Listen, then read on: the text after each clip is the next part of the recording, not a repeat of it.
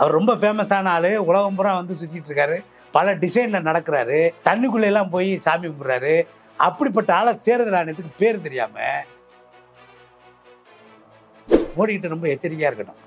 ராகுல் இப்படி பேசிவிட்டார், அதை மோடி பேசிவிட்டார் சொல்லக்கூடாது. ராகுல் இப்படி பேசியதாக மோடி சொன்னார் தான் சொல்லணும். இவர் வந்து முஸ்லிம் மன்னர்களுடைய கொடுமைகளை எல்லாம் இவர் சொல்லல, இந்து மன்னர்கள் வந்து அதை பண்ணாங்க இதை பண்ணாங்கன்னு சொல்றாரு அப்படின்னு சொல்லிட்டு ராகுல் சொல்லாத ஒரு மேட்டரை எக்ஸ்ட்ரா என்ன சொல்றாருன்னா, நம்ம வந்து 1 லட்சம் பேருக்கு சொல்றோம் சார், ஒரு 50,000 பேர் நம்பிட்டு போட்டுமே, அது போதாதான் நமக்கு. இதுதான் அந்த 50,000 சும்மா இருப்பானா? வெறுப்பு அரசியல் வந்து எளிதாக பற்றி கொள்ளும். அதை நீங்க அணைக்கிறது வந்து ரொம்ப கடினமான ஒன்று. குஜராத்தில் நம்ம பார்க்காத கொடுமையா? இந்த சிவாஜியை வந்து பெரிய ஆளு, இந்து மதத்தை வந்து காப்பாற்ற வந்தவர் அப்படின்னு சொல்றாங்கல்ல. இந்த சிவாஜிக்கு என்ன கேடு நடந்துச்சு, என்ன பாடு நடந்துச்சு அப்படின்னா, சத்ரபதியாக வந்து முடிசூட்டுறதுக்கான ஒரு வேலைகள் நடந்துக்கிட்டு இருக்கு. அப்ப சொல்றாங்க, அன்றைக்கு அங்க இருந்த பிராமணர்கள்லாம் சேர்ந்து, சத்திரியர் தான் சத்ரபதியா வரணும், ராஜாவாகணும், இவர் ராஜாவாகிறதுக்கு தகுதி இல்லைன்னு சொல்லி முடிஞ்சா. இதை சொல்லுங்களேன் மோடியை. யார் இழிவுபடுத்தினது? முஸ்லீம் மன்னர்கள் ஆண்டாங்க, இந்து மன்னர்களும் ஆண்டாங்க. 2 மன்னர்களையும் காலி பண்ணி வெள்ளைக்காரன் வந்துட்டான். வெள்ளைக்காரனையும் காலி பண்ணி சுதந்திரமும் வாங்கியாச்சு. இப்போ போய் உன்னை அவன் அதை பேச சொல்கிறான். ஏன் பேசுகிற? முஸ்லீம் மன்னர் ஆண்டான், ரைட்டு, தப்பு, ஆமாம் தப்பு. அதுக்கடுத்து இந்து மன்னர் ஆண்டான், ரைட்டுன்னு வச்சுக்கோ, அது தப்பு இல்லைன்னு கூட வச்சுக்கோ. 2 பேரும் தப்புன்னு வெள்ளைக்காரன் வரான். வெள்ளைக்காரன் தப்புன்னு நீ சொன்னியா சொல்லலையா? நீ மன்னிப்பு கேட்ட அதெல்லாம் வச்சுக்கோ, தனி சொன்னியா சொல்லலையா? இப்போ வந்து பேருக்காவது சொல்றியா சொல்லலையா? சுதந்திரம் வாங்கினது ரைட்டுன்றியா தப்புன்றியா? யார்கிட்ட இருந்து சுதந்திரம் வாங்கினீங்க? மன்னர்கள்ட்ட இருந்துன்னு வாங்கினீங்க. மன்னர்கள் ரைட்டுன்னா ஏன் சுதந்திரம் வாங்கினேன்? இப்போ சொல்லேன் பார்ப்போம். இதெல்லாம் தெரியும். அவர் சொல்றதுடைய நோக்கம் இந்த லாஜிக்கு வரமாட்டாங்க.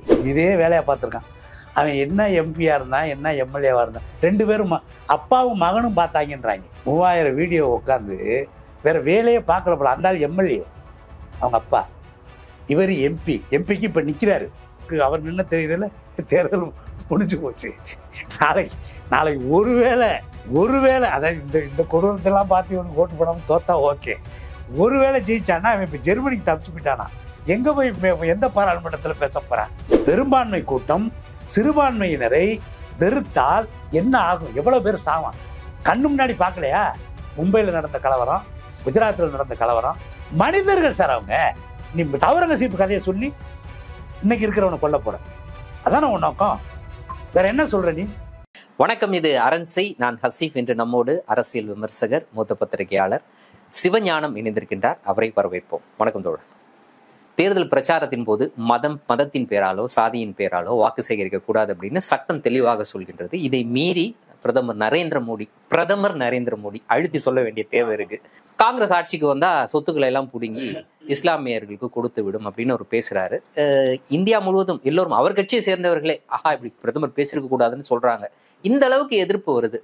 அப்ப இது தொடர்பா டெல்லி உயர்நீதிமன்றத்தில் ஒரு வழக்கு பதிவு செய்கிறாங்க. ஒரு லாயர் வழக்கு பதிவு செய்கிறாரு. அந்த வழக்கு விசாரணை வெள்ளிக்கிழமை நடக்கும்னு எதிர்பார்த்தோம். நீதிபதி ஏதோ லீவ்ல போயிடுறாரு. கண்டிப்பா. ஏன்னா இவர் சரி, இன்னைக்கே அந்த வழக்கு விசாரணை வந்துருக்கும்போது தள்ளுபடி செஞ்சுட்டாங்க. இதுக்கு லீவு போடாமல் இருந்திருக்கலாம். 2 ஒன்று தானே. சரி, தள்ளுபடி செய்த போது அவர்கள் சொல்லியிருக்கக்கூடிய விஷயம்தான். இது பற்றி ஏற்கனவே தேர்தல் ஆணையம் விசாரணை நடத்திக்கிட்டு இருக்கு. பெட்டிஷன் தாக்கல் செய்தவர் இதை தவறாக புரிந்து கொண்டான்ற ஒரு வார்த்தையை சேர்த்திருக்கிறாங்க. நீங்க எப்படி பார்க்குறீங்க சார்? நாடு பூரா கொந்தளிச்சுக்கிட்டு இருந்தா கூட எனக்கு என்ன அமைதியா வந்து உட்காந்துருக்குது தேர்தல் ஆணையம். தேர்தல் ஆணையம் இரு பொறு தான். யாருக்கு? மோடிக்கு மட்டும். இவங்களுக்கு உடனே வந்து ஒரு சம்மன் அனுப்புறது.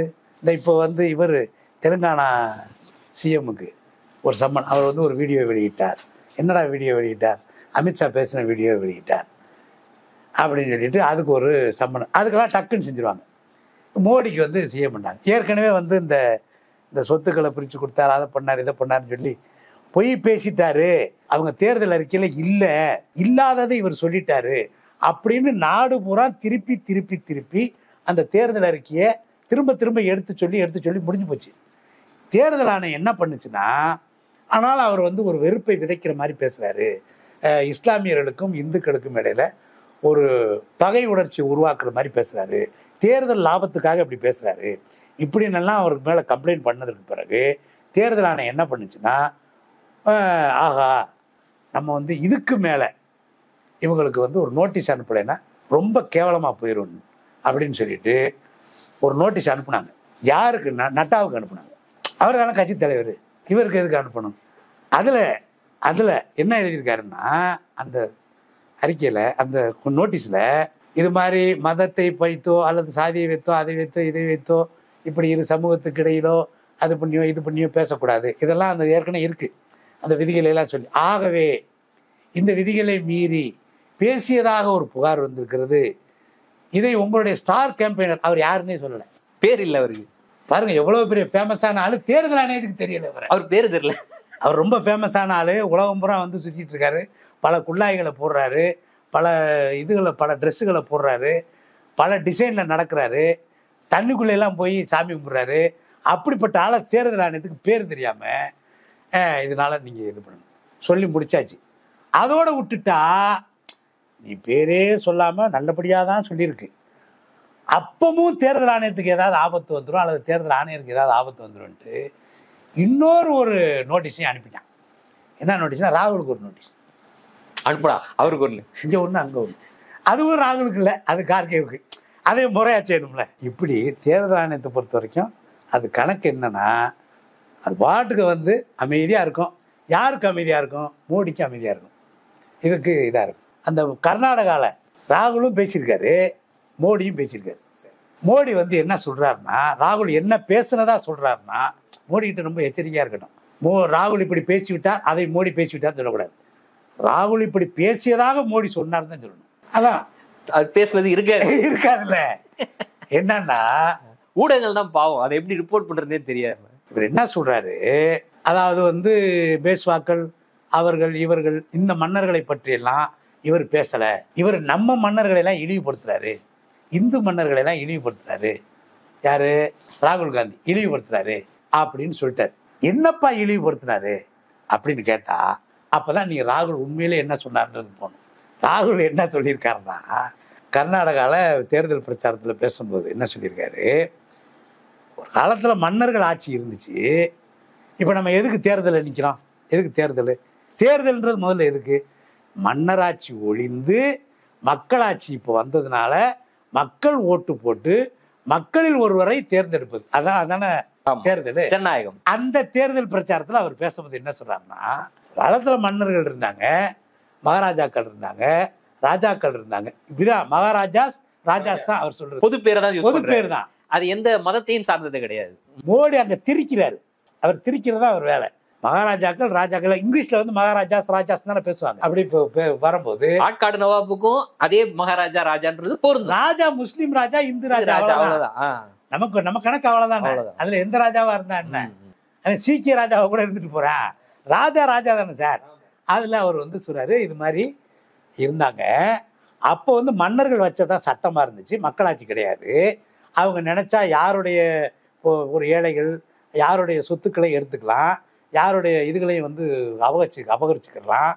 ஆனால் அதையெல்லாம் மீறி அதற்கு பிறகு காங்கிரஸ் கட்சி, அவர் காங்கிரஸ் கட்சி தலைவர், அவர் அது கிளைம் பண்ணுவார்ல, சுதந்திர போராட்டத்தில் நாங்கள் தான் பண்ணோன்றதை கிளைம் பண்ணுறாரு.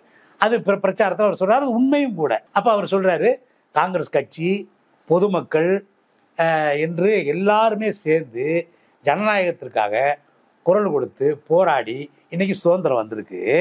இந்த சுதந்திரத்துல எது ராஜா அப்படின்னா கான்ஸ்டியூஷன் தான், அரசியல் சாசனம் தான் ராஜா. அரசியல் சாசனம். இந்த அரசியல் சாசனத்துல ஒரு காலத்தில் குரலற்றவர்களாக இருந்தாங்கல்ல மன்னர்கள் காலத்துல, யாரு? தலித்துகள், அப்புறம் ஏழைகள், கஷ்டப்படுறவங்க, இவங்களுடைய குரலாக அது இருக்கும். அதனால கான்ஸ்டியூஷன் ரொம்ப முக்கியம்னு சொன்னார். கான்ஸ்டியூஷன் ரொம்ப முக்கியம் அப்படின்னு சொன்னதான் மோடிக்கு பிரச்சனை. அதுதான் அவருக்கு பிரச்சனை. ஏன்னா அரசியல் சாசனத்தை மதிக்காத ஒரு ஆளு அவர் பிரதமர்ல மதிக்க வேண்டியதில்லை. பிரதமர்னா எதையும் மதிக்க வேண்டியதில்லை, எதையும் பொய்யும் பேசலாம், எப்படி வேணா நடந்துக்கலாம், அதான் அவர் கணக்கு. அப்ப நீ வந்து அரசியல் அதை வந்து நேரடியா சொல்ல முடியாது. என்ன சொல்றாரு, இப்படி சம்பந்தமே இல்லாம முஸ்லீம் மன்னர்கள் செஞ்சதெல்லாம் நீ கேட்கலையப்பா, முஸ்லீம் மன்னர்களை பத்தி இங்க பேசே இல்லை. பொதுவா எல்லா மன்னரும் தான் அதை செஞ்சான், எல்லா மன்னரும் தான் எல்லாத்தையும் எடுத்துக்கிட்டான். மன்னர் ஆட்சியே தப்புங்கிறதானே சார் இந்த மக்களாட்சி வந்துச்சு. அதான் ராகுல் சொல்றாரு. அதைதானே ராகுல் சொல்றாரு. அது தேர்தல் பிரச்சாரத்தில் அதை தானே சொல்ல முடியும். தேர்தல் பிரச்சாரத்தில் ஒரு ஜனநாயகத்திற்காக குரல் கொடுக்கணும், மக்களாட்சியை பற்றி, மக்களாட்சியின் மாண்பை பெருசாக்கணும், மக்கள் இன்றைக்கு இருக்கக்கூடிய அரசியல் கான்ஸ்டியூஷன், அரசியல் சாசனத்தை வந்து பெரிதாக்கணும். இதை தானே, இதை ஒரு தலைவர் வந்து சொல்றதுல உங்களுக்கு என்ன பிரச்சனை? அதை திரிச்சு இவர் வந்து முஸ்லிம் மன்னர்களுடைய கொடுமைகளை எல்லாம் இவர் சொல்லலை, இந்து மன்னர்கள் வந்து அதை பண்ணாங்க இதை பண்ணாங்கன்னு சொல்றாரு அப்படின்னு சொல்லிட்டு ராகுல் சொல்லாத ஒரு மேட்டரை எக்ஸ்ட்ரா என்ன சொல்றாருன்னா, சிவாஜியை இழிவுபடுத்திட்டாருட்டாரு அப்படின்ட்டாரு. சிவாஜின்ற பேரே அவர் சொல்லலை. நீங்க என்ன சொல்லாம துணிச்சலா அடிக்கிறான் பாருங்க, துணிச்சலா அடிக்கிறது. அப்புறம் அந்த சிவாஜி கதையை வந்து நமக்கு தெரியும், தமிழ்நாட்டுக்காரங்களுக்கு தெரியும். வங்காளதேசத்தை சேர்ந்த ஒரு எழுத்தாளர், ஒரு வரலாற்று ஆசிரியர், அவர் வந்து சிவாஜி டைம்ஸ் ஆஃப் சிவாஜின்னு சொல்லி ஒரு புக் எழுதுறாரு. அவர் சிவாஜியினுடைய ஆதி காலங்களை பற்றிய ஒரு புத்தகத்தை எழுதுறாரு. அதெல்லாம் வந்து அவரே வந்து 85 வயசு 58 இறந்துட்டாருன்றாங்க. அவ்வளோ 1919 அந்த புத்தகம் வருது. அந்த புத்தகத்தில் சிவாஜியினுடைய வரலாறு, அவுரங்கசீப்புக்கும் அவருக்கு நடந்த தகராறு, பல பிரச்சனைகளை அவர் எழுதுறாரு. அந்த புத்தகத்தில் அவர் ஒரு விஷயத்தை குறிப்பிடுறாரு. என்னன்னா, இவங்க சொல்றாங்கல்ல, இந்த சிவாஜியை வந்து பெரிய ஆளு, இந்து மதத்தை வந்து காப்பாற்ற வந்தவர் அப்படின்னு சொல்றாங்கல்ல, இந்த சிவாஜிக்கு என்ன கேடு நடந்துச்சு, என்ன பாடு நடந்துச்சு அப்படின்னா, எல்லாம் ஆட்சி அமைக்கிறதுக்கு இவரை வந்து ஒரு சின்ன சின்ன பகுதிகளை தான் பிடிச்சு வச்சிருந்தார். இவர் ஒரு சக்கரவர்த்தியாக, சத்ரபதி சிவாஜின்றாங்களே, சத்ரபதியாக வந்து முடிசூட்டுறதுக்கான ஒரு வேலைகள் நடந்துகிட்டு இருக்கு. அப்போ சொல்றாங்க, அன்றைக்கு அங்கே இருந்த பிராமணர்கள்லாம் சேர்ந்து, சத்திரியர் தான் சத்ரபதியாக வரணும், ராஜாவாகணும், இவர் ராஜாவாகிறதுக்கு தகுதி இல்லைன்ட்டாங்க, சூத்திரன்ட்டாங்க. சொல்லி முடிஞ்சா? இதை சொல்லுங்களேன் மோடியை. யார் இழிவுபடுத்தினது? அந்த இழிவுபடுத்தின அந்த தர்மத்தை அதை வந்து பாராட்டி இப்போ கொஞ்ச நாளைக்கு முன்னாடி கூட பேசிக்கிட்டு இருந்தீங்க. அந்த தர்மம் தானே அது. அதுக்கு பேரை சொல்லிடக்கூடாது, வெறும் தர்மம் தான் சொல்லணும். அந்த பேரை சொன்னால் அது ஒரு பஞ்சாயத்தை கூட்டிடுவாங்க. நான் அது கிடையாதுங்க, அது வேறங்கம்பாங்க, அது மதம் கேம்பாங்க. இது யார் தர்மம்? அப்புறம் அதுக்கப்புறம் காகப்பட்டர்னு ஒருத்தரை பிடிச்சி, அவர் ஒரு பிராமணர், அவரை பிடிச்சி அவர் அதெல்லாம் முடியாது, முதல்ல முடியாதுன்னு ஓவரா சொன்னா எனக்கு ஏதாவது செய்யணும்னு அர்த்தம். அதான கணக்கு இன்னைக்கு வரைக்கும். அதுதான் இந்த கவர்மெண்ட் ஆஃபீஸில் நடக்கிறோம். முடியாதுன்னு சொல்லிட்டு ஒன்று, இப்போ என்னென்ன பிராமணர்களுக்கு என்ன தானம் பண்ணணுமோ தர்மம் பண்ணணுமோ எல்லாம் செஞ்சிடுறேன் அப்படின்னா, அதுக்கப்புறம் ஒரு பூஜையை பண்ணி அவரை சத்திரியர் ஆக்கிட்டாங்க, கன்வெர்ட் ஆக்கிட்டாங்க, சத்திரியர் ஆக்கி அப்புறம் தான் அவருக்கு பட்டம் சுட்டினான். இதுதான் வரலாறு.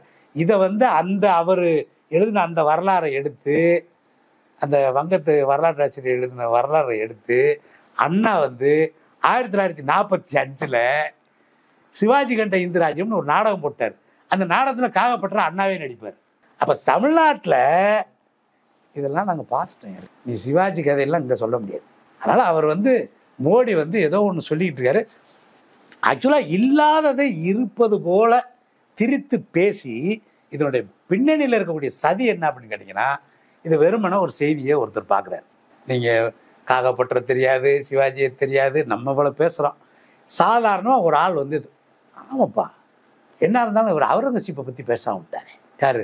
ராகுல் காந்தி. இப்படி நினைப்பான்ல, அவ்வளோதான் சார் அவனுடைய வெற்றி. அதுதான் அவங்களுக்கு வேணும். அதுதான் இத்தனை ஆண்டுகளாக அவர்கள் தொடர்ந்து ஆட்சியில் இருப்பதற்கும், தொடர்ந்து இது போன்ற பித்தலாட்ட பிரச்சாரம் செய்து, இந்த என்ன இருந்தாலும் வந்து ராகுல் வந்து ராஜாக்கள், இந்து ராஜாக்களை இப்படி திட்டிருக்க கூடாதுன்னு பேச வச்சிருவான். இல்லப்பா அப்படி இல்லப்பா, நம்ம பதில் சொல்லி போயிட்டே இருப்போம். பொதுவா ராஜாவை தானப்பா சொன்னாரு, நம்ம சொல்லிட்டே இருப்போம். அவன் ஒரு முதல்ல ஒரு நினைச்சிட்டு போயிடுவான். இவர் ஒரு பிரதமர் சொன்னார்னா கிட்டத்தட்ட ஆயிரக்கணக்கான லட்சக்கணக்கான ஜனங்களுக்கு மீடியா மூலமா போகுது சார். அதுல நீங்க எத்தனை பேரை கூப்பிட்டு அது சொல்லலை அப்படி சொல்லலை அப்படி சொல்லிட்டு இருப்பீங்க. இதுதான் சார் அவங்க வெற்றி. இதுக்கு முன்னாடி ராகுல் பேசின வீடியோவை குறைந்தபட்சம் போட்டு காண்பிப்பது ஊடக தர்மம். அந்த தர்மத்தை ஊடகமும் இன்னைக்கு ஃபாலோ பண்றது இல்லை. ஹிந்துல மட்டும்தான் எனக்கு தெரிஞ்சு, ஒருவேளை நம்ம மற்ற பத்திரிகையெல்லாம் இருக்கலாம், ஹிந்துல வந்து மோடி பேசுனதான் அவங்களுடைய மெயின் லீடு. அதை போட்டு, ஏன்னா மோடி உடனே இப்போ ஞாயிற்றுக்கிழமை பேசுறதுனால உடனே வருது, அதை போட்டுட்டு கீழே 26ஆம் தேதி ராகுல் இதை பேசினாருன்னா அதில் ஒரிஜினலாக என்ன பேசினாரோ அதை மட்டும் போட்டாங்க. மக்கள் ஒரு முடிவுக்கு வரட்டும் அப்படின்னு. அவன் பரவாயில்ல. மற்றபடி இவர் சொன்னதையே திருப்பி இப்படி சொன்னாரு அப்படி சொன்னாருன்னு போட்டே இருந்தா என்ன முடிவு படுவான் ஜனங்கள்? எல்லாத்தையும் வந்து படிச்சு பார்த்து எல்லாத்தையும் அதுக்கு நேரம் இருக்கா யாருக்காச்சும்? இதெல்லாம் தெரியும், மோடிக்கு தெரியும். சரி ரைட். இப்ப நீங்க வந்து ஒரு பிரதமர், நீங்க இது அதானி கையில கொடுத்துட்டீங்க, அம்பானி கையில கொடுத்துட்டீங்க, நாட்டினுடைய சொத்துக்களை வந்து சூறையாடிட்டீங்க, அரசியல் சாசனத்தை மதிக்கல, அப்புறம் வந்து பெட்ரோல் விலை ஏறி போச்சு, அப்புறம் வந்து இப்படி பல கதைகள். அதாவது நாட்டு மக்கள் அன்றாடம் அனுபவிக்கக்கூடிய பல விஷயங்களை சொல்லிட்டு இருக்காங்க. நீங்க வந்து ஏற்கனவே கொடுத்த வாக்குறுதியை ஒழுங்கா நிறைவேற்றுற, 15 லட்சம் போடுறேன் நீங்க போடல, கருப்பு பணத்தை மீட்டுட்டு வர்றேன் நீங்க மீட்டுட்டு வரல, இப்படின்னு ஏகப்பட்ட கேள்விகள் கேட்டுக்கிட்டு இருக்காங்க. இது எதை பத்தியுமே பேசாம, அதாவது மக்களினுடைய அன்றாட வாழ்க்கையில் அவர்களுக்கு தேவையான அவர்களுடைய நலன் சார்ந்த எந்த விஷயத்தையுமே பேசாம இந்து மன்னரை போய் இப்படி பேசுறது இருக்கு பாருங்க. அதனால என்னடா சோத்துக்கு எதுவும் கெட்டு போச்சா? சோத்துக்கு வராமல் போயிருமா? என்ன பிரச்சனை உனக்கு? நீ யாரு? முதல்ல நீ ஒரு பிரதமர், ஒரு பொறுப்பான ஆளா. நீ இந்த மக்களினுடைய நலன்ல வந்து உனக்கு கொஞ்சம் ஒரு எல்லளவு அக்கறை இருக்கா? எவ்வளவு வந்து நிதி கேட்டா நீ எவ்வளவு தர்ற? 29 வயசா தர்றான்னு சொல்லிட்டு ஊரெல்லாம் வந்து உதயநிதி வந்து ஒரு காடை காமிச்சுக்கிட்டு இருக்காப்புல, ஒரு படத்தை காமிச்சுக்கிட்டு இருக்காப்புல. ராகுல் சொம்புக்கு மாறிட்டாரு. 29. அப்ப அந்த மாதிரி நீ வந்து பண்ணிக்கிட்டு இருக்க. எனக்கு தெரிஞ்சு தமிழ்நாட்டில் இதெல்லாம் புரிஞ்சுக்கிட்டாங்கனாலதான் உன்னால முட்டி மோதினாலும் வர முடியல. இந்தியா பூரா அப்படிப்பட்ட ஒரு சூழல் வரும் பொழுதுதான் இது வந்து மாறும். அதாங்க அடிப்படையில இவர்களுடைய சதியை புரிஞ்சுக்கணும். இப்படி ஒன்றை பேசுகிறார்கள் என்றால் இவங்களுக்கு என்ன நோக்கத்துக்கு, பொய்ன்னு தெரியாதா அவங்களுக்கு? தெரிஞ்சுதான் பேசுறது. தெரிஞ்சுதான் பேசுறது. அவங்களுடைய நோக்கம் என்னன்னா, இந்த பொய்யை நம்ம வந்து 1 லட்சம் பேருக்கு சொல்றோம் சார், ஒரு 50,000 பேர் நம்பிட்டு போட்டுமே, அது போதாதான் நமக்கு? இதுதான் அவங்க. அந்த 50,000 சும்மா இருப்பானா? வெறுப்பு அரசியல் வந்து எளிதாக பற்றி கொள்ளும். அதை நீங்க அணைக்கிறது வந்து ரொம்ப கடினமான ஒன்று. குஜராத்தில் நம்ம பார்க்காத கொடுமையா சார்? சர்வசாதாரணமா முஸ்லீம் பூரா பொய்ன்னு, முஸ்லீம் பூரா தப்புன்னு ஒரு வார்த்தை சொல்லிட்டு போயிடுவான் சார். பக்கத்து வீட்டு முஸ்லீமை இவன் போய் கொளுத்துவான். எப்படி அணைப்பீங்க? இதை பத்தி கொஞ்சம் கூட ஈவிரக்கமே இல்லாமல் ஒரு கூட்டம் அலையுது. அதை வச்சு ஓட்டு வாங்கலாம், அதை வச்சு ஆட்சிக்கு வரலாம். வந்தாங்க, அப்படிதான் வந்தாங்க, அப்படித்தான் நீடிக்கவும் செய்யறாங்க. அப்படி நீடிக்கிறாங்க. உங்களுடைய அனுபவத்துல வந்து பல பொது தேர்தல்களை பார்த்துருப்பீங்க, சட்டமன்ற தேர்தல்களையும் பார்த்துருப்பேன். பொறுப்பான அந்த தேர்தல் நடத்தக்கூடிய அதிகாரி, இப்போ மாநிலமாக இருந்தால் தேர்தல் நடத்தக்கூடிய அதிகாரி, இப்போ பொது தேர்தலாக இருந்தால் தலைமை தேர்தல் ஆணையர், இவர்கள் எல்லாம் வந்து ஒரு குறிப்பிட்ட இடைவெளியில தேர்தல் நடக்கக்கூடிய அந்த காலகட்டத்தில் 1 மாதத்துல இல்லைன்னா 40 நாள்ல தொடர்ச்சியாக பத்திரிகையாளர் சந்திப்புகளை நடத்துவாங்க. இந்த மாதிரியான பெரிய அளவுக்கு ஏதாவது பிரச்சனை எழும்பொழுது அதை குறித்து விளக்கம்லாம் கொடுத்திருப்பது நீங்க பார்த்துருக்கீங்க. சமீபத்துல நம்முடைய தலைமை தேர்தல் ஆணையர் ஏதாவது பேசி பார்த்தீங்களா? மோடி பேச மாட்டார்ல, பத்திரிகையாளர் பேசி பார்த்துருக்கீங்களா? அவரால் இவர் எப்படி இருப்பாரு? மோடி பத்திரிகையாளரை சந்திச்சு பார்த்துருக்கீங்களா சார்? பத்திரிகையாளர்களை சந்திப்பது என்பதும் பேசுவது என்பதும் ஒரு விதமான நம்பகத்தன்மையை, நீங்க தலைமை பொறுப்புல இருக்கீங்க சார், அது எந்த தலைமை பொறுப்பில் வேணா இருங்க, தேர்தல் ஆணைய தலைவராக இருங்க, இல்லை பிரதமராக இருங்க, யாராக வேணா இருங்க, அந்த நம்பகத்தன்மையை நான் உங்க கூட தான் இருக்கேன், மக்களோட தான் இருக்கேன், கவலைப்படாதீங்க இப்படின்றத தெரிவிப்பதற்கான ஒன்று. ஏன்னா நீங்க மக்களை மொத்தத்தையும் பார்த்து பேச முடியாதுல்ல. அதனாலதான் பத்திரிகையாளர்கள் சந்தி. பத்திரிகையாளர்கள்ன்றவங்க யாரு? அவங்க வந்து மக்கள் என்னவெல்லாம் உங்களிடம் இதெல்லாம் கேட்க விரும்புகிறார்கள், அல்லது எதிர்கட்சிகள் இதெல்லாம் வந்து உங்களை பற்றி கேட்கிறார்கள், இதற்கு நீங்கள் என்ன பதில் சொல்லுகிறீர்கள் என்று கேட்பதன் மூலம் அதை அவர் பதில தான் சொல்ல போறாரு. மாத்தி பதில் சொல்ல வேண்டியதில்லை. நீ பொய் கூட சொல்லு, வழக்கமாக தான் செய்ய போற, அதை கூட சொல்லிட்டு போ. ஆனா அதுக்கு சந்தி ஏன் சந்திக்க மாட்டார்னா, இப்ப கூட்டத்துல வந்து இப்படி ஒரு பொய்யை பேசிட்டு போயிட முடியும். பத்திரிகையாளர் கேள்வி கேட்பான்ல, இல்லைங்க ராகுல் 26ஆம் தேதி இப்படி இல்லை பேசினாரா, இருக்கு பேப்பருமா, கேட்டுருவான்ல. இல்ல அதையும் சமாளிப்பதற்கு அண்ணாமலை ஒரு ட்ரிக்ஸ் எல்லாம் வச்சிருக்கு. அப்படி ஏதாவது எதிர்கேள்வி கேட்டா, நீ யாரு, நீ எந்த பத்திரிகை, இந்த பக்கம் வா, இந்த பக்கம் மைக்கு முன்னாடி வா, கேமரா முன்னாடி வா, அவங்கள மிரட்டுறது. இந்த வேலையை அவன் பார்க்க, கொஞ்சமாவது நம்ம பிரதமர்ன்ற எண்ணம் அவருக்கு இருக்கும்ல, அதனால பாவம் அதாலையும் பார்க்க முடியாது. அதுக்கு அவர் என்ன பண்றாரா, அண்ணாமலை மாதிரினா நம்ம பண்ண முடியாது, கீழே எல்லாம் இறங்கி போக முடியாது, நம்ம 1000 இருந்தாலும் பிரதமர், அவர் ஞாபகம் இருக்கு, நம்ம 1000 கொஞ்சமாவது அந்த ஞாபகம் இருக்கு, நம்ம பிரதமர் அப்படின்னு கொஞ்சம் ஞாபகம் இருக்கு. அது இந்த மாதிரி கௌரவத்துக்கு ஞாபகம் கண்டிப்பா இருக்கும், பொய் பேசுறதுக்கு இருக்கும். அதனால வந்து அவர் வந்து பேசாமே விடு. அதே மாதிரிதான் தேர்தல் ஆணையத்தையும் நான் அதையே தான் சொல்றேன், அந்த நம்பிக்கையை ஏற்படுது. இன்னைக்கு வந்துங்க தேர்தல் நேரம், நடத்தை விதிகள் அமலுக்கு வந்துருச்சு. இப்ப யாரை நம்புறது? நாங்க இந்திய ஜனநாயகத்தை காப்பாற்றுவதற்கான ஒரு மிகப்பெரிய திருவிழா நடக்குது. தேர்தல் அதுதானே, தலைமை தேர்தல் ஆணையர் தான் என்னுடைய பிரதிநிதியை தேர்ந்தெடுப்பதற்கான ஒரு மிகப்பெரிய திருவிழா நடக்குது. அந்த திருவிழாவை நடத்தக்கூடிய முக்கியமான ஆள் யாரு? தேர்தல் ஆணையம் தானே, தேர்தல் ஆணையர் தானே. அப்ப அவர் மேல எனக்கு ஒரு நம்பிக்கை வரணும்னா, நம்பிக்கை ஏற்படும்படி அப்பப்போ பிரஸ் மீட்டை பார்க்கறது, பிரஸ்ஸை சந்திக்கிறது. இல்ல அதை விடுங்க, நீங்க கேட்கிற கேள்விக்கு எந்த வகையிலுமே பதில் சொல்றது இல்லையே. சரி, இப்படியெல்லாம் வந்து ஒரு பேச்சு வந்துகிட்டு இருக்கே, அதுக்கு ஏதாவது சொல். வாயை பொத்திக்கிட்டு இருக்கிறது நல்லதுன்னு ஒரு முடிவு வந்துட்டான் சார். கள்ள மௌனம் பாங்கல்ல. பிஜேபி கிட்ட இருந்து கத்துக்கிட்டு இருக்கிறாரு, இல்லைன்னா பிஜேபி சொல்லி செய்யறாரா? அவங்க ஆளுகளாவே இருப்பாங்க, நம்ம என்ன யாருக்கு தெரியும். நான் முதல்ல வந்து அவங்க முடிவு பண்ணிட்டாங்கல்ல, டப்பு டப்புன்னு ஒரு 3 பேரை தூக்கி விட்டு ஒருத்தர் ரிட்டையர் ஆனாரு, ஒருத்தர் போயிட்டாரு. அப்படி போய் கடைசியில் பார்த்தீங்கன்னா திருத்துப்புன்னு வந்தாங்க பாருங்க. அந்த 3 பேரை தேர்ந்தெடுக்கிறதுக்கும் ஒரு விதி இருந்துச்சு, அதையும் உடைச்சான். அதனால அது அவங்க இஷ்டம் தான். இதுல ஒரே நம்பிக்கை என்ன தெரியுமா? மக்கள் மட்டும்தான். சரி, எனக்கு ஒரு டவுட். இதற்கு முன்னாடியும் கூட எதிர்கட்சிகளை சேர்ந்தவர்கள் வந்து பேசாத ஒரு விஷயத்த திரித்து அதற்கு எதிராக இருக்கக்கூடிய ஆளும் கட்சியாக இருக்கட்டும், இல்லைன்னா இவங்க எதிர்கட்சியாக இருந்தால் அவங்க ஆளும் கட்சியாக இருக்கட்டும், அப்போ இப்படிப்பட்ட கருத்துக்களை பேசுறது கடந்த காலங்களே நடந்திருக்கும், நடக்காமலாம் இல்லை. எனக்கும் கூட ஒரு சில விஷயங்கள் ஞாபகம் இருக்கு. அதோட ஒப்பிடும் பொழுது இன்னைக்கு நடக்கக்கூடிய விஷயம்ன்றது எந்த அளவுக்கு அதுல இருந்து முற்றிலும் மாறுபட்டது, எந்த அளவுக்கு அதை விட ஒரு மிகப்பெரிய விஷயம் இது அப்படின்னு நம்ம புரிஞ்சுக்கிறது? சார், இது என்ன அப்படின்னு கேட்டீங்கன்னா, இப்போ வந்து ஒருவேளை முன்னாடியும் இப்படி திருச்சி பேசுனாங்க வச்சாங்க அப்படின்னு சொல்லி ஒன்று சொல்றாங்கன்னு வச்சுங்களேன். இப்போ உதாரணத்துக்கு நயினார் நாகேந்திரன்ட்ட பணத்தை பிடிச்சிட்டாங்க. நயினார் நாகேந்திரனுடைய பணம் தான் அது அப்படின்னு, அவருக்கு சொந்தக்காரர் ஒருத்தர் இருக்காரு, இவர் தான். அதனால இவர் பணம் தான் தெரிஞ்சு போச்சு. இப்படி ஏதோ சொல்லிட்டு வரும்பொழுது நயினார் நாகேந்திரன் சொல்றாரு, ஏங்க என் பேரை சொன்னார்ன்றதுக்காகவே அது ஏன் பணமா? இது திரிச்சதா திரிக்காதா இது நமக்கு தெரியாது, இப்படியே போயிடலாம். இந்த மாதிரி அரசியல் கட்சிகளுக்கு இடையில் பல பிரச்சனைகள் வரும் பொழுது நீங்கள் வந்து நான் ஊழல் பண்ணேன், இன்னும் பண்ணுறேன்னு நிரூபி, இனி அப்போ வந்து இதுக்கு கோர்ட்டுக்கு போ, நான் பார்த்துக்கிறேன் எப்படின்னு சொல்கிறது. இதெல்லாமே வந்து திருச்சி பேசுறது வைக்கிறது இப்படிலாம் நடக்கலாம் சார். இது வந்து ஒரு அரசியல்வாதி தான் தப்பிப்பதற்காக அல்லது குற்றச்சாட்டிலிருந்து தப்பிப்பதற்காக இப்படி பேசுறதுன்றது, பொய் பேசுறது நடக்கலாம், திரித்து பேசுவது நடக்கலாம். இதெல்லாமே வந்து நாளைக்கு தெரிஞ்சிடும். அது கோர்ட்டுக்கு போனாலோ அல்லது வந்து ஏதாவது இது பண்ணாலோ அது வந்து நாளைக்கு தெரிஞ்சிடும். அப்படியே தெரியலை, அவர் வந்து ஊழல் பண்ணிட்டாருன்னா அது வந்து ஒரு 2 பேருக்கு அல்லது யாருக்கிட்ட அவர் காசு வாங்கினாரோ அவருக்கு கேடு.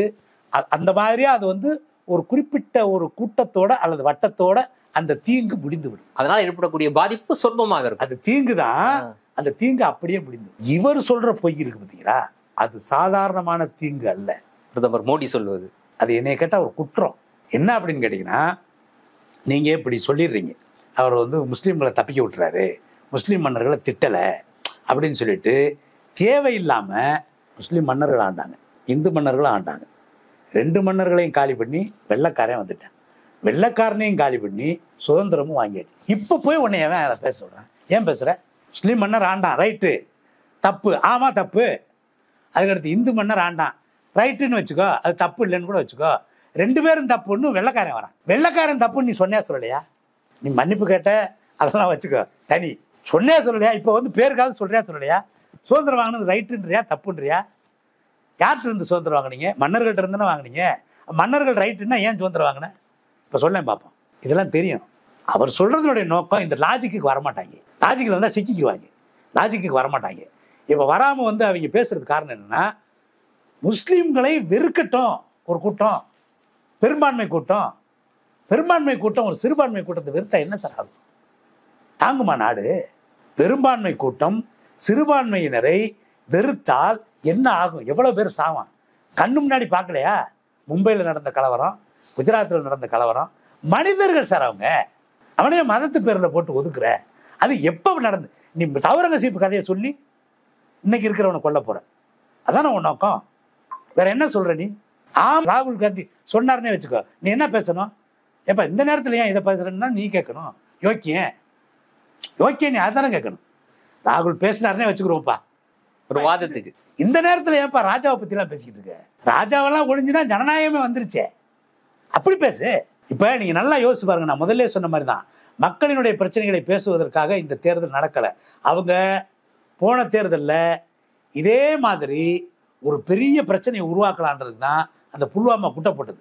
வேணும்னே ஒரு கான்வாயை, வேணும்னு சொல்லலாம்ல நம்ம, ஒரு கான்வாயை அவ்வளவு இராணுவ வாகனங்களை வந்து எந்த விதமான பாதுகாப்பும் இல்லாம ஈஸியா வந்து ஒரு ஊடுருவல்காரர்கள் வந்து அவ்வளவு வாகனத்தை அடிச்சு உடைக்க முடியும், நொறுக்க முடியும், நொறுக்கிட்டு போக முடியும் அப்படின்றத உங்களுடைய அனுமதி இல்லாம அல்லது உங்களுடைய லேப்ஸ் இல்லாம அது நடந்துருக்குமா? நடந்த உடனே என்ன பண்ணீங்க? அதை வைத்து எப்படி வியாபாரம் பார்க்கலான்னு பார்த்தீங்க, அதை வைத்து எப்படி தேர்தலில் ஜெயிக்கலான்னு பார்த்தீங்க. அதுக்காக ஒரு வெடிக்காத குண்டை போய் பக்கத்தில் போய் போட்டீங்கன்னா இல்லையா? போட்டுட்டு அதை வச்சு பிரச்சாரம் பண்ணீங்க. அதே மாதிரி அப்பையும் பாருங்க, உங்களுக்கு நாங்கள் இதை செஞ்சோம் அதை செஞ்சோம், தொடர்ந்து இந்த ஆட்சி நீடிக்கணும்னா எனக்கு ஓட்டு போடு நீ கேட்குறீங்க. 2019 கேட்கல, இப்பயும் கேட்குறேன். ஏன்னா செஞ்சதுக்கு கொண்டு எந்த ஆதாரமும் இல்லை. அதை விட்டு இப்பயும் வந்து இப்போ நீ என்ன பண்ற, அந்த மாதிரி ஏதாவது ஒன்று உருவாக்க முடியுமான்னு பார்க்குறேன். நல்ல வேலை இது வரைக்கும் உருவாகல. சரி, எனக்கு பயம் இந்த அடுத்த கட்ட தேர்தல் முடிகிறக்குள்ள என்ன வேணாலும் பண்ணுவாங்க. சரி, அடுத்ததாக தமிழ்நாட்டை பொறுத்த வரைக்கும் இந்த வீடியோ ஆடியோக்களுக்கு வந்து அண்ணாமலை வந்து பயங்கர பிரபலமானவராக இன்னைக்கு அறியப்பட்டு, அதே மாதிரியான ஒரு வீடியோ அப்படின்றது பக்கத்து மாநிலத்துல ஒரு கூட்டணி கட்சி மதசார்பற்ற ஜனதா தளம் அதனுடைய தலைவர் அவருடைய பேரன் சிட்டிங் எம்பி இப்ப மீண்டும் அவங்க அப்பா வந்து எம்எல்ஏ, அந்த இவரோட பையன், அவர் மீது வைக்கப்பட்டிருக்கக்கூடிய குற்றச்சாட்டு சாதாரணமான குற்றச்சாட்டு, கொடூரமான குற்றச்சாட்டு. அவர்களோட தான் இன்னைக்கு பாஜக கூட்டணியில இருக்கு.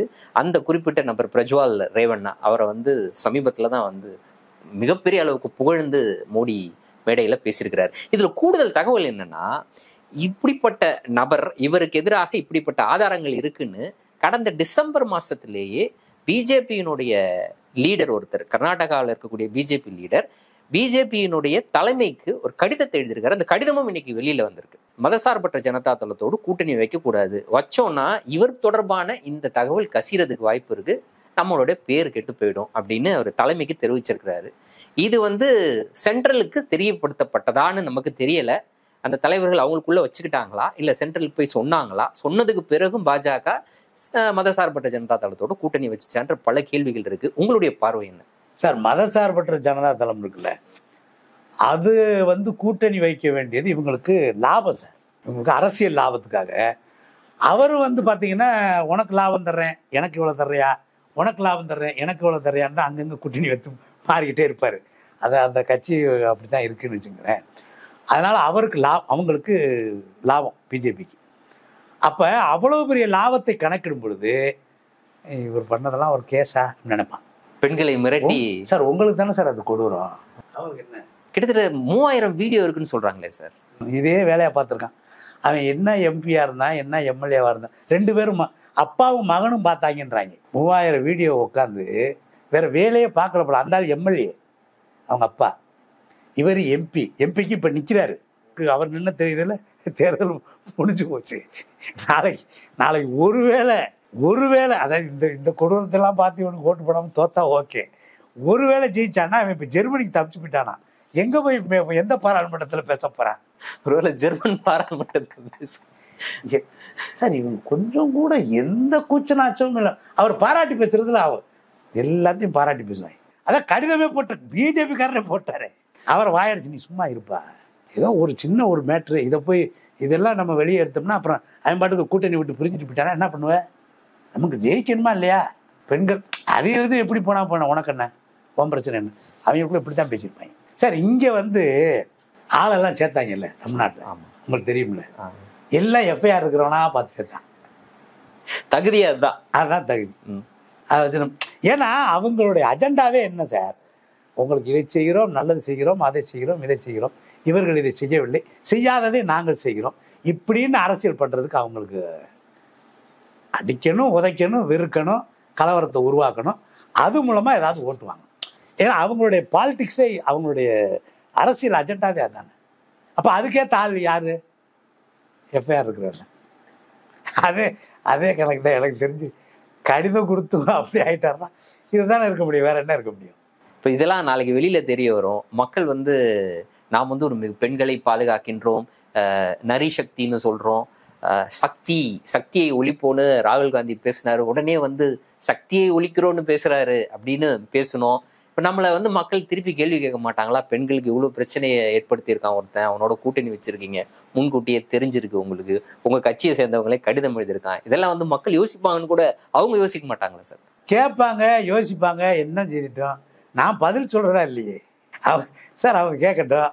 கேட்டால் அதான் நீங்கள் தான் கொஞ்ச நேரம் முன்னாடி சொன்னீங்க பத்திரிக்கையாளரையும் சந்திக்கிறது. கேட்கறதுக்கு இடம் இல்லையே, பொதுக்கூட்டத்தை தான் சார் பேசுவார் அவர். பார்லிமெண்ட்லேயே பேசலை பார்த்தீங்களா ரொம்ப நாளா? ஏன் பார்லிமெண்ட்டில் கேள்வி கேட்பான். கேள்வி கேட்காத இடம் எதுன்னு பார்ப்பார். கூட்டத்தில் அவ்வளோ பெரிய கூட்டத்தில் எங்கே கேள்வி கேட்க? மனதின் குரல்ல பேசுவார் சார். ஆமாம், இங்கே கேட்டிருப்பாங்க. ஆனால் இங்கே கூட்டமே வரலையே. எங்கே கேட்கு? தமிழ்நாட்டில் ஏதாவது கேட்டு, தமிழ்நாட்டில் ரோட் ஷோ அப்படின்னு போனார். ஒரு 4 பேர் 5 பேர் 10 பேர் அவ்வளோதான். அவர் பாவம் அந்த இதில் அந்த டி நகரில் ஏதோ போய் ஊரை சுற்றிட்டு, டி நகரில் ஊரை சுற்றிட்டு வந்து வீட்டில் உட்காந்து ட்வீட் எழுதிட்டாப்புல, சென்னைக்கு திமுக எதுவுமே செய்யவில்லை. சுற்றி பார்த்தாரா சார் சென்னையை? சிரிக்க மாட்டான். எத்தனை பாலம் கட்டியிருக்காங்க, எவ்வளோ ரோடு போட்டிருக்காங்க. ஏன்னா அந்த பாலத்தில் நீங்களும் போயிட்டு வந்திருப்பீங்க. ஈஸியாக பட் இது இப்போ இதுலேருந்து தெரியுதா? அவங்க என்ன வேணாலும் சொல்லுவாங்க, சிரிக்காமல் சொல்லிடுவாங்க. நம்ம தான் கேட்டு சிரிச்சுக்கணும்.